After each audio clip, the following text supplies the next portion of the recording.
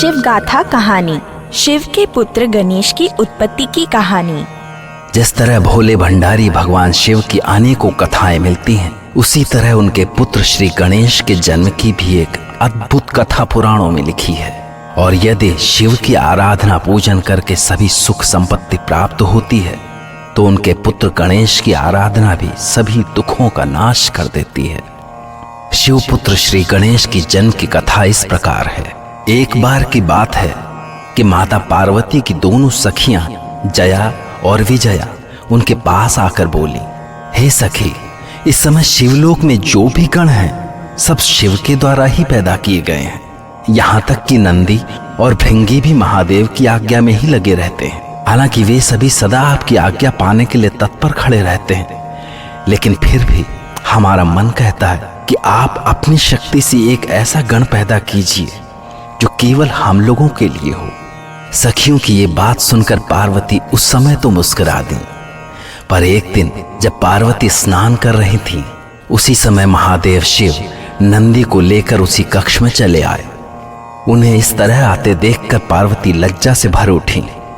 उसी समय उन्हें जया विजया की बात समझ में आई कि वे ठीक ही कह रही थीं।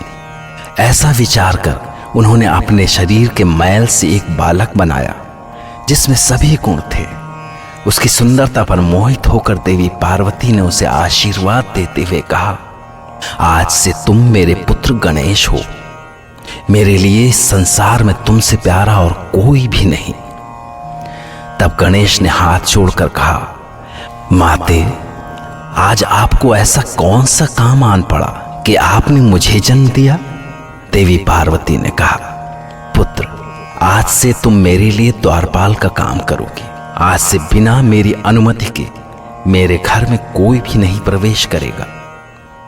और ध्यान रखना, अब मैं स्नान करने जा रही हूं। गणेश ने कहा, ठीक है माते, मैं आपकी आज्ञा का पालन करूंगा। लेकिन उसी समय भगवान शिव अपने गणों के साथ वहां आए, पर न तो गणेश महादेव शिव को पहचानते थे और न महादेव गणेश को। महादेव ने अंदर जाने का हठ किया, किंतु गणेश द्वार पर अड़ गए। इस पर शिव के गणों और गणेश में भयानक युद्ध हुआ। शिव के गण हार मानकर भाग गए। तब महादेव शिव ने क्रोधित होकर त्रिशूल से गणेश का सर काट दिया। और जब ये समाचार पार्वती ने सुना तो वे क्रोध में भर गईं। उन्होंने अनेकों शक्तियां पैदा कर उन्हें प्रलय की आज्ञा दी। इस होने वाली प्रलय से घबरा कर देवताओं ने उनसे प्रार्थना की और उसे रोकने को कहा, पर पार्वती ने उनसे कहा कि अब तो ये प्रलय तभी रुकेगी जब मेरे पुत्र गणेश को जीवित किया जाए और उसे सर्व पूज्य बनाया जाए। तब देवताओं ने शिव के परामर्श से एक दांत वाले हाथी का सर गणेश के कंधे में जोड़कर उन्हें जीवित कर दिया। और भगवान शिव ने गणेश को प्रथम पूज्य होने का आशीर्वाद दिया। तब से जो भी शिव पुत्र गणेश का प्रथम पूजन करता है, उसके सारे कष्ट दूर होते हैं। ओम नमः शिवाय।